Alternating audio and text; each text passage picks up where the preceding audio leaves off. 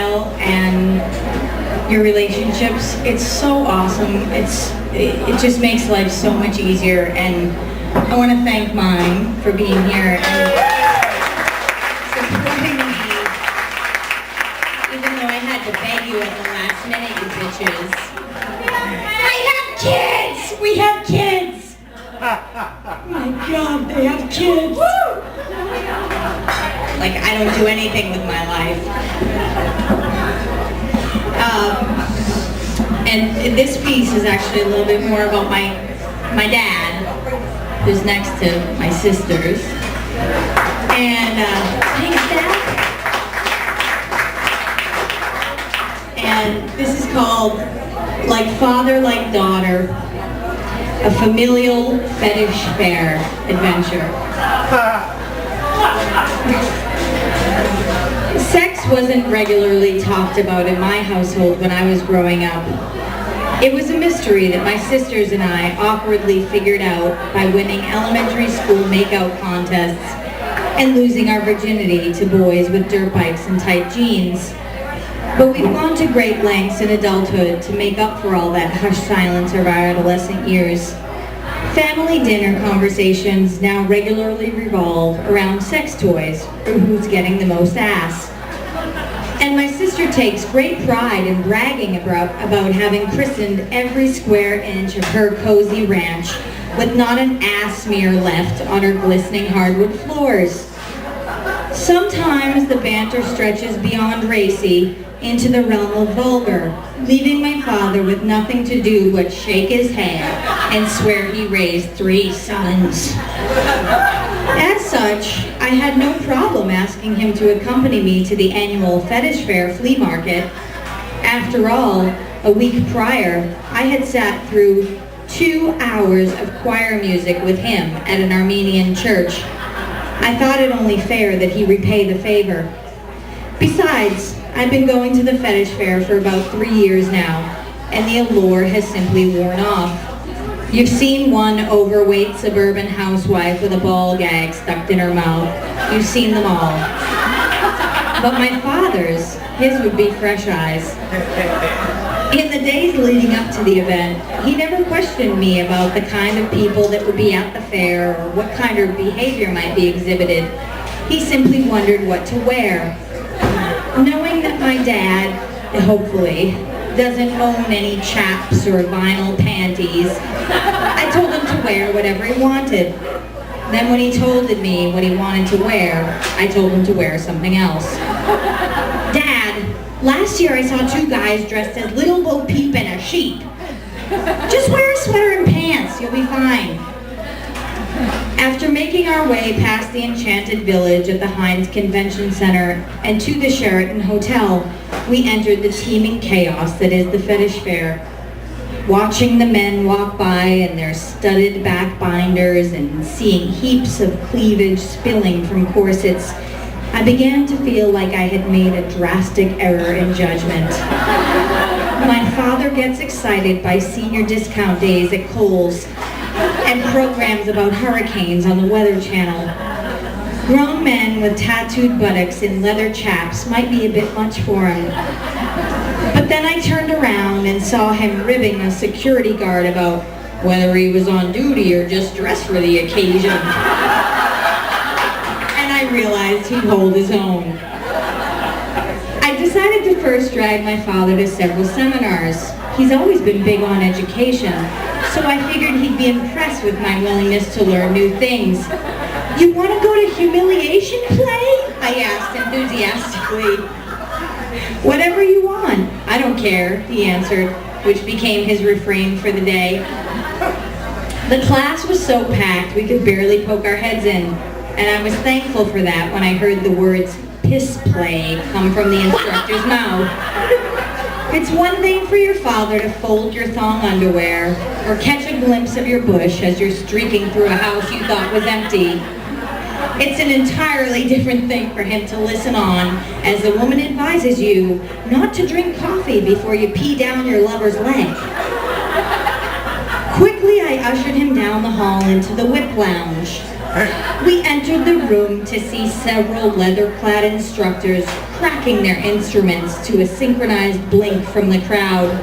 Limp-wristed volunteers were being plucked from the outskirts of the room, and soon, my father was being asked to try his hand at whipping.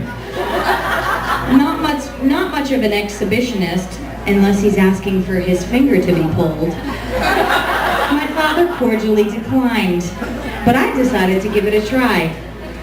With my feet apart, I awkwardly flailed the long whip in the air, swiping my own head and hands in the process. Finally, I perfected my technique and was about to shout across the room like a 7-year-old, "Look, Dad, I'm doing it!" until I realized that might freak even this crowd out.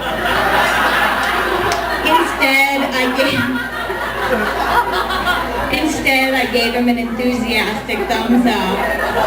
But he was just staring at me with this look that said, "All that money on a state college tuition and she's at a fetish fair doing Devo impressions!"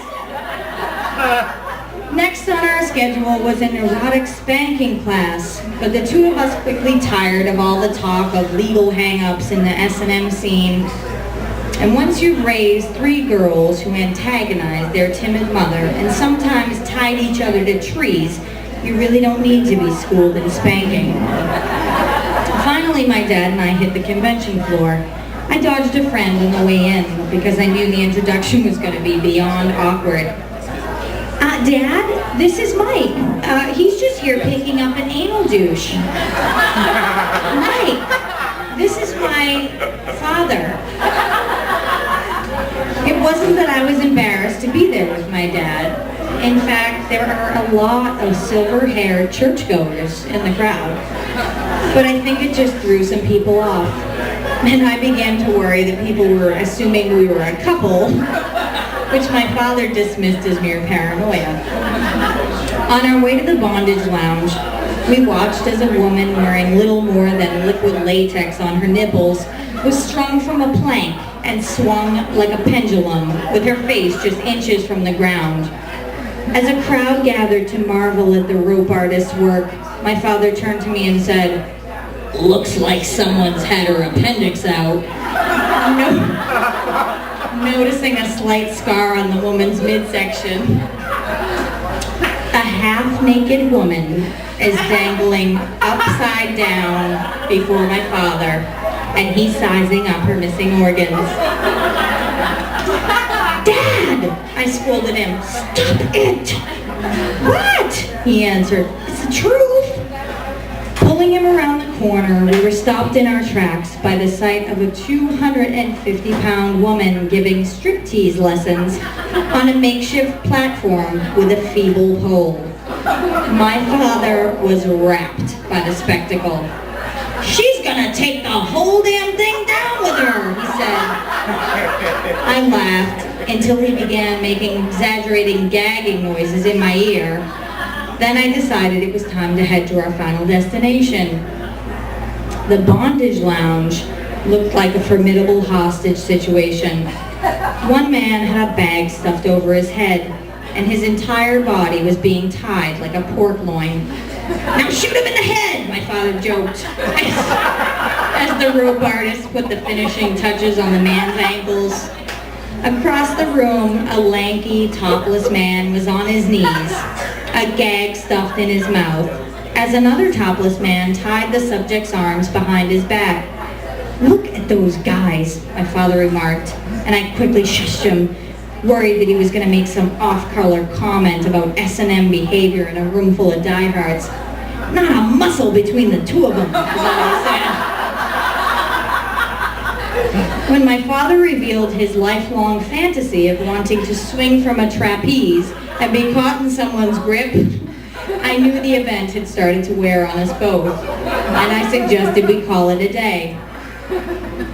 Later, over coffee, I asked my dad if the event had been as freaky as he might have expected. "Not freaky enough," he responded nonchalantly, breaking off a piece of his corn muffin.